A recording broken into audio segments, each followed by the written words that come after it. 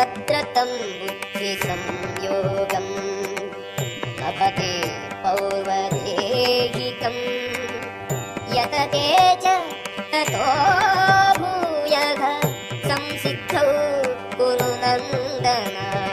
ఓ కురునందన, అట్టి జన్మము పొందిన తర్వాత అతడు పూర్వ జన్మమునకు సంబంధించిన దివ్య చైతన్యమును పునరుద్ధరించుకొని సంపూర్ణ విజయము పొందుటకు అధికమైన అభివృద్ధికై మరల ప్రయత్నించును.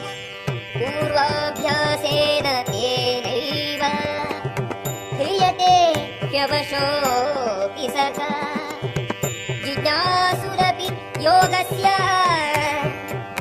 శబ్ద బ్రహ్మాది వర్తతే. పూర్వజన్మమున సాధన చే పొందిన దివ్య చైతన్యం యొక్క ప్రభావముచే ప్రయత్నింపకుండానే అతడు స్వయముగా యోగ సిద్ధాంతములచే ఆకర్షింపబడును.